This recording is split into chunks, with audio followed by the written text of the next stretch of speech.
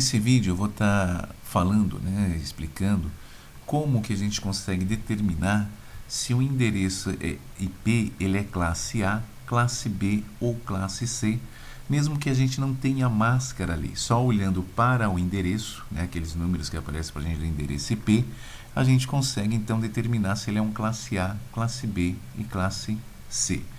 Isso é possível pela característica que eu vou comentar agora. Esse primeiro octeto, esse primeiro octeto que nós temos aqui, nesse caso 192, que é determinado por esse conjunto aqui de bits, esse octeto, ele define para a gente se o endereço é classe A, classe B e classe C, caso a gente esteja trabalhando com o número de endereçamento IP classful.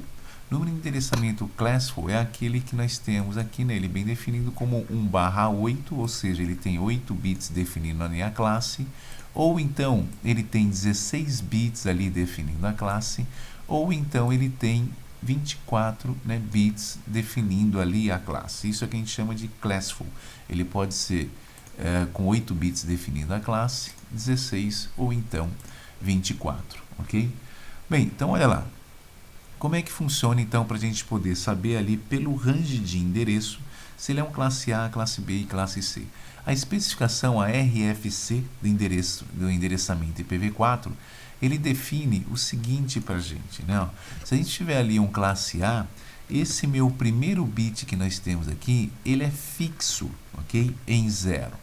Então, se ele é fixo ali em 0, nós temos essa característica para o endereçamento, uma faixa de endereço classe A.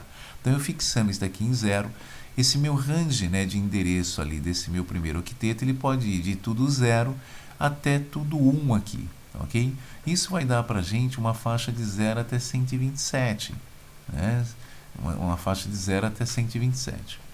Então, o endereço, por exemplo, 14, 110, 34, 1, eu posso considerá-lo, na verdade, eu considero ele como um classe A, porque ele está dentro dessa faixa, entre 0 e 127. Esse 14, que é o meu primeiro octeto, ele está dentro dessa faixa, caracterizando para a gente, então, um endereço classe A. Isso se dá justamente porque esse bit ele é fixo em 0, eu não posso mexer, e esses outros eles variam de 0 até tudo 1, ok? Aqui nós temos uma característica que o 0 e o 127 eles não são utilizados. Então, num próximo vídeo, eu vou estar falando ali dessas características, acrescentando ainda mais essas características na especificação de endereço IP versão 4. O endereço classe B, ele é fixo assim dessa forma, Os 2 bits mais significativos, eles são fixos assim dessa forma, como 1, 0. E eu não mexo neles, não posso variar esses bits, eles são fixos. Os outros 6 bits ali que sobraram, ele pode ir de tudo 0 até tudo 1. Isso dá uma característica para a gente, de iniciando ali de 128, que é esse primeiro número aqui nós temos o 128, até chegar a 191, que é justamente essa característica, que nós temos 1, 0 aqui, e o restante tudo 1, esse outros 6 bits que eu posso alterar, que eu posso manipular, eles estão todos colocados ali em 1. Então dá uma característica lá para a gente, um range de 128 até 191. Então o endereço desse tipo aqui, 132.44.652, por esse primeiro octeto eu consigo determinar que ele é um classe B, justamente porque esses 2 bits mais significativos, ele tem essa característica de ser fixos assim em 1, 0. Um classe C, ele é fixo assim dessa forma, 1, 1, 0. Então, os 3 bits mais significativos, eles são fixos. E os outros bits, os outros 5 bits que sobraram, ele pode ir de tudo 0 até tudo 1. Isso vai dar uma característica para a gente, de 192 até 223. Então, o endereço assim, 192.168.1.1, que é um endereço inclusive até conhecido, ou seja, esse 192, esse primeiro octeto sendo 192, ele cai dentro dessa faixa que dá essa característica, desses 3 bits mais significativos serem fixos assim dessa forma, ok?